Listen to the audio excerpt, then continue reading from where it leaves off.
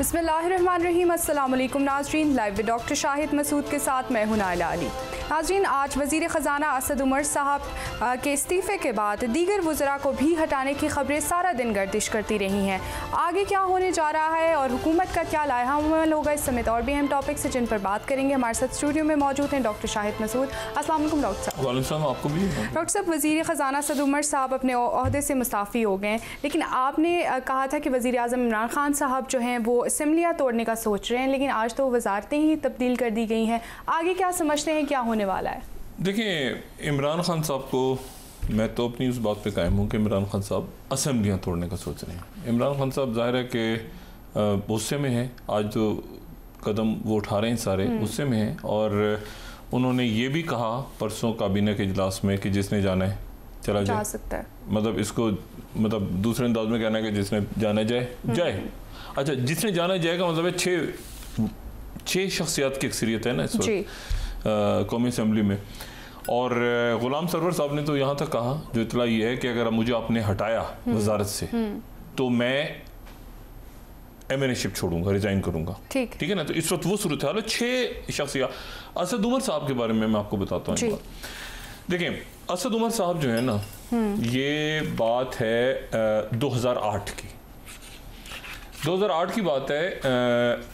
जियो पर पाबंदी लग गई थी, इलेक्शन हो रहा था 2008 का, और मैं उससे जियो से वाबस्ता था। तो जियो से जो 2 शख्सियात जिन पे पाबंदी लगी थी उनमें से हामिद मीर साहब थे, मैं था। बाकी चैनल से दूसरी शख्सियात थी, काशिफ अब्बासी साहब थे, तलत हुसैन साहब थे, और भी जो उस वक्त लोग थे। तो इलेक्शन हमने कवर नहीं किया था। तो एक दिन क्या हुआ कि मैं बैठ के डॉन न्यूज़ आ गया था। उस वक्त मैं डॉन न्यूज़ में देख रहा था बैठ के। तो डॉन न्यूज़ पे एक प्रोग्राम उस ज़माने में इलेक्शन से पहले स्टार्ट हुआ, उसका नाम था एंटर द पीएम। सही। अच्छा, वो जो एंटर द पीएम प्रोग्राम था, मैं जब उसे देखने लगा तो वो बड़ा इंटरेस्टिंग प्रोग्राम था। मेरे ख्याल से उसकी 11 या 12 किस्तें थी, और उसमें मुख्तलिफ जो कदावर शख्सियात थी वो उसमें आते थे, और फिर एक राउंड से दूसरे राउंड, तीसरे राउंड, ऐसे करके वो उसमें मुशाहिद हुसैन साहब भी थे, उसमें जो है वो शफकत महमूद साहब आए थे, उसमें मुइनुद्दीन हैदर जो साहब जो वज़ीर दाखिला रहे, गवर्नर भी रहे सिंध के, वो भी थे, तस्नीम नूरानी साहब उसमें थे। तो उसमें ज़बरदस्त किस्म की डिबेट होती है। Enter the PM, enter the PM, prime minister का, एंटर द प्राइम मिनिस्टर। उसका जो फाइनल राउंड हुआ, तो फाइनल राउंड उस प्रोग्राम का जो था, अच्छा हमें कुछ करना धरना नहीं था, अदलिया भारी तहरीक चल रही थी, हम दूसरे टीवी चैनल देखते रहते, सोचते रहते थे हम भी कभी टीवी पे आते थे, हमारा भी कभी दोबारा प्रोग्राम शुरू होगा। तो मैं उसका जो फाइनल जब प्रोग्राम पहुंचा वहाँ पे, तो वहाँ पर आसमा जहांगीर साहिबा, अल्लाह उनके दर्जात बुलंद करे, वो जो है वो वहाँ पे आसमा जहांगीर साहिबा फाइनल में पहुँच गई। ठीक। लेकिन फाइनल में क्या हुआ कि फाइनल में उनके सामने जो शख्सियत पहुंची वो थे एंग्रो के चेयरमैन जनाब असद उमर साहब। एंटर द प्राइम मिनिस्टर नाम था प्रोग्राम का। अच्छा, और उसमें ये हुआ कि अच्छा वो टाई हो गया, क्योंकि उसकी वजह ये हुई कि गालिबन 6 का पैनल जो जजेस थे उस मुकाबले के, जो डॉन न्यूज़ ने करवाया था, उसमें एक जो जज थे पैनल के, उन्होंने वोट नहीं दिया। सही। और उन्होंने वोट नहीं दिया, उसके नतीजे में दोनों शख्सियात जो थी, आसमा जहांगीर साहिबा और असद उमर साहब को वॉशिंगटन का रिटर्न टिकट मिला। उसमें अगर मेरी याददाश्त दुरुस्त है तो रिटर्न टिकट मिला, जो इनाम था कि दोनों रिटर्न टिकट लेके जाएंगे। और तो ये उसका फाइनल हुआ। एक से जुमला कह दूं, पैनल में मौजूद एक नौजवान वकील थे जिन्होंने वोट नहीं डाला। ठीक। नाम ना पूछिएगा, उन नौजवान वकील का नाम था फाइज ईसा साहब। सही। ठीक। बस इधर ही बात रखता हूँ, ठीक है, जो उस मुकाबले के पैनल में थे। अच्छा, अब आ जाएं आप 2019 है, 18 अप्रैल है आज, 18 अप्रैल 2012 को असद उमर साहब ने पाकिस्तान तहरीक इंसाफ में शमूलियत का ऐलान किया था। आज ही के दिन 2012, 8 साल। और 2012 को वो जब उन्होंने ज्वाइन किया तो वो एंग्रो में थे, और एंग्रो जो है वो 1985 से एंग्रो में थे, और उस जमाने में 1985 में एंग्रो नहीं होती थी, ये एक्सॉन मोबिल, ये बड़ी इंपॉर्टेंट बातें हैं। एक्सॉन मोबिल जो ऑयल कंपनी है दुनिया की सबसे बड़ी, उसके अंडर ही ये एक उसकी सब ब्रांच नहीं, सब्सिडी, आप ये नहीं कह लें कि वो उसके अंडर एक अदारा काम करता था, बाद में ये अलग इंडिपेंडेंट हुआ एंग्रो। तो असद उमर साहब यानी एक्सॉन मोबिल के अंदर 1985 में उन्होंने शमूलियत अख्तियार की। फिर वो एक्सॉन मोबिल की तरफ से वो कनाडा चले गए। फिर जब वापस आए तो वापस आने के बाद कनाडा से मेरे 97 में वापस आए थे, तो 97 में वापस आके वो यहाँ पर फिर उन्होंने एंग्रो ज्वाइन की और एंग्रो में वो काम करते रहे। लेकिन सियासी तौर पे वो बड़े, मैंने वो प्रोग्राम देखा हुआ है ना डॉन का, वो डॉन का मैं जो प्रोग्राम देख रहा था तो मैं असद उमर साहब बहुत ज़्यादा सियासत के अंदर उनकी दिलचस्पी थी। ये ऑल्दो ये कहते रहे 2012 तक कि मुझे कोई, लेकिन बहुत ज़्यादा उस प्रोग्राम में जब आप आते हैं कि एंटर द पीएम में मुशाहिद सैयद और मोइनुद्दीन हैदर और ये सारी शफकत महमूद और सारी शख्सियात, तो फिर आप तो जाहिर है कि उसमें, लेकिन बहरहाल सियासत उन्होंने 2012 में शुरू की। रिज़ाइन इन्होंने कर दिया। उस वक्त इन्होंने ये कहा कि मैं प्री मेच्योर वहाँ से रिज़ाइन कर रहा हूँ, गालिबन अगर मैं गलत नहीं हूँ तो इन्होंने कहा कि मैं 50 ईयर्स की एज में मैं वहाँ से रिज़ाइन कर रहा हूँ, यानी 2012 में ये 50 साल के थे। अच्छा, अब मसला ये है कि असद उमर साहब जो हैं वो असद उमर साहब का जाना जो है वो इमरान खान साहब के लिए एक तकलीफ देह अमर है। उसकी वजह यह है कि असद उमर साहब तहरीक, ये इमरान खान साहब, अब ये आने वाले दिनों में पता चलेगा कि ये इमरान खान साहब का फैसला है या इमरान साहब को ये कहा गया है। सीधी सी बात है, उनको ये मशवरा दिया गया है कि आप, क्योंकि मुल्क की मईशत जो है वो जिस हाल पे पहुंच चुकी है, इस प्रोग्राम में कई दिनों से जो बात हो रही है, असद उमर साहब की बात भी हो रही है, दूसरी बातें भी हो रही हैं, और मैं कह रहा हूँ इमरान खान साहब आप असेंबली तोड़ दें, क्योंकि उसकी वजह ये कि गुलाम सरवर साहब कह रहे हैं कि मुझे 2 वजारत, फिर उनको शायद कोई वजारत और दे दी कश्मीर की। तो ये सारी की सारी शख्सियत। डॉक्टर साहब, आप असेंबली तोड़ने के हवाले से जो वज़ीर आज़म इमरान खान साहब सोच रहे हैं, अब ये कहा जा रहा है कि एजाज शाह साहब को भी वजारत दाखिला का कलमदान दिया जाएगा। क्या पीपल्स पार्टी इससे खुश होगी? नहीं, पीपल्स पार्टी जो है, देखिए एजाज शाह साहब से अभी मेरी मुलाकात हुई आज से कोई 10-12 दिन 15 दिन पहले जहांगीर तरीन साहब की रहजगाह पे। एजाज शाह साहब जो है उनसे एक अरसे से वाकफियत है, और इसलिए वाकफियत है कि जब मुशर्रफ साहब के दौर में, चूँकि वो पंजाब के अंदर अहम जिम्मेदारियों पे रहे, होम सेक्रेटरी रहे, उसके बाद वो DGIB हो गए, और वो एजाज शाह साहब जो हैं वो समझते हैं मामलात को, ठीक है, मामलात को समझते हैं।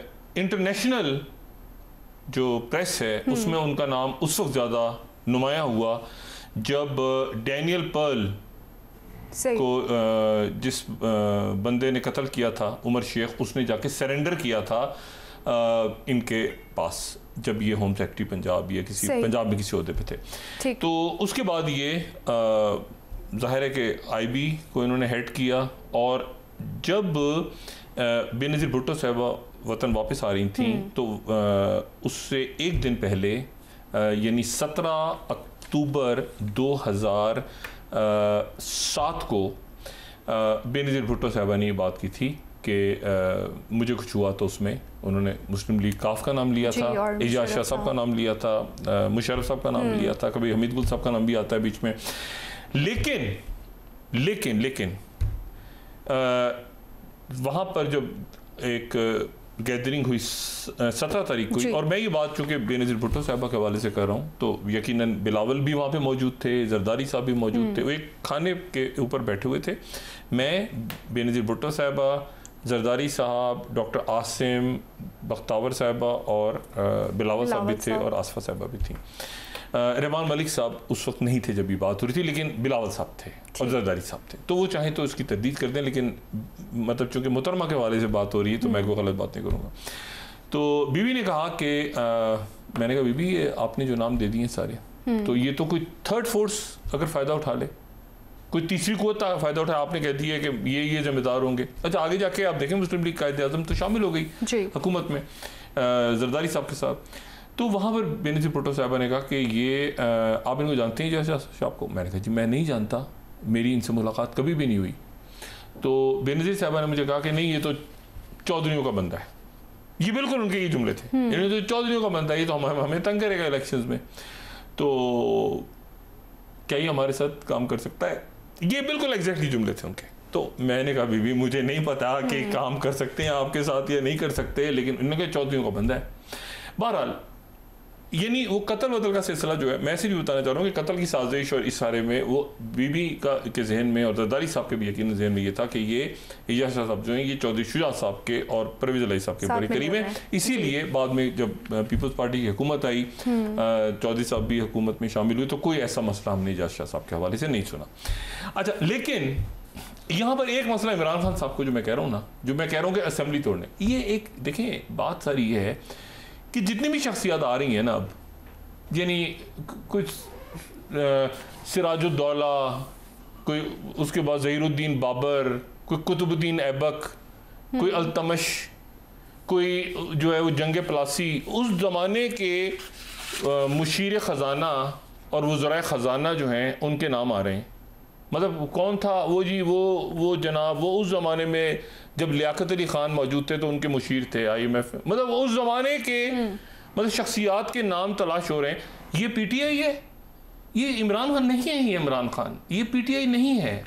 देखिए बात, हफीज शेख साहब हमारे बड़े अच्छे दोस्त हैं, बड़े ज़ाती ताल्लुकात हैं मेरे उनसे, लेकिन बात यह है कि ये इमरान खान, ये PTI नहीं है, ठीक है ना। इवन जो बाकी वज़रा भी जो इधर उधर पोर्टफोलियो ये वो तब्दील हो रहे हैं, असद उमर साहब का जाना एक बड़ा धचका है, और असद उमर साहब का जाना PTI के लिए धचका है, और एक फेलियर के तौर पे जाना और बड़ा धचका है कि आप उनको कंप्लीट चार्जशीट करके आपने भेजा है।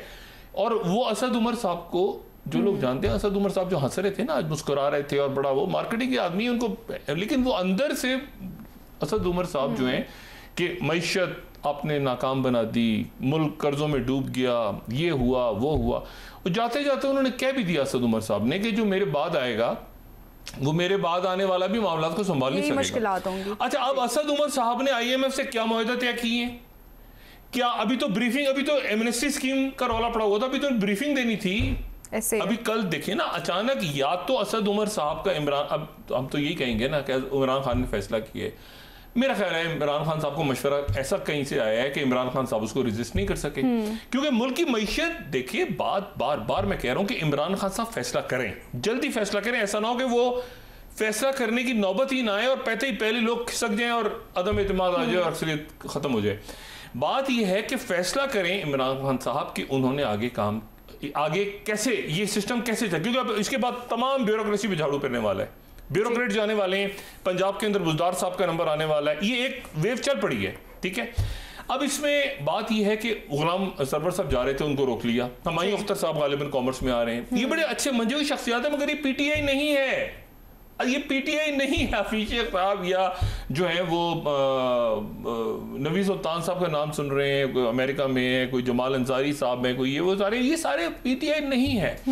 उमर अयूब साहब ने कहा मुझे दूर रखो भाई, ठीक है, उन्होंने हाथ रखा, मुझे दूर रखो। मतलब अब तो बात यह है कि अभी सूरत हाल में फौरी तौर पे कोई मुशीर तलाश हो रहा है, और बड़ा कम ऐसा होता है। खजाना आपके मुल्क का मसला ही मईशत है, और ये बात आप जहन में रखें कि आइए यहाँ पर इस खित्ते में मैं हमेशा बात कह रहा हूँ कि माशी दहशतगर्दी, इकोनॉमिक टेररिज्म का आपको निशाना बनाया गया है कई सालों से, कहते कहते अब तो मैं थक भी गया उस बात पे कि मकसद ये है दुनिया की कुव्वतों का कि आपको उन्होंने माशी तौर पे इतना कमजोर कर दिया, और कर दिया है। जब भी मैं कहता हूँ ना, पिछले जो आके टीवी पे लेक्चर सुनाते हैं पिछले चंद सालों के, ये बर्बाद करने वाले यही हैं सारे जी। ऐसी जगह मुल्क को लेकर आ गए हैं जहां पर IMF आपसे कह रहा है कि हमें चाइना के साथ क्या मुआहदे हुए हैं वो बताए जाएं, और ये बड़ा दुनिया लरस गई इस बात पे कि आपके JF थंडर ने अमेरिकी मदद के बगैर,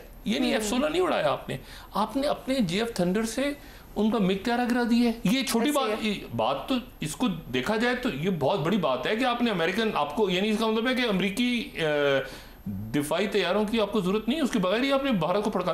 तो बात ये है कि अब इसको आपने ये इतना बड़ा मामला आने वाले दिनों में, आज जो कुछ हुआ है बलोचिस्तान में, आज के दिन की सबसे बड़ी खबर क्या है कि वहां पर एक मकरान कोस्टल हाईवे पे आप देखिए, मकरान कोस्टल हाईवे पर बस जा रही है कराची से, उसको रोका जाता है, रोकने के बाद मुसाफिरों को उतारा जाता है, उतारने के 16 मुसाफिर उतारे जाते हैं, उनके शनाख्ती कार्ड चेक किए जाते हैं, उसके बाद उनको शहीद कर दिया जाता है, जिसमें एक गालिबन कोस्टल गार्ड और एक नेवी के, नेवी के भी गार्ड उसमें गार्ड। अब बात ही एक से ज्यादा, एक गालिबन या जो भी, तो नेवी की तरफ से, अच्छा उसके और 2 जो हैं वो वहां से अपनी जान बचा के निकल जाते हैं। ये मस्तूम का सानिया याद होगा, वहां पे मेरे ख्याल से ये हुआ था 2015 में शायद, ये 2 बसें जा रही थी तो रोक के 2015 में हुआ था, अगर मैं गलत कह रहा हूँ तो मैं माजूर चाहता हूँ। गालिबन 2015 में ऐसा हुआ था कि 2 बसें कोची जा रही थी, उनको रोका गया था,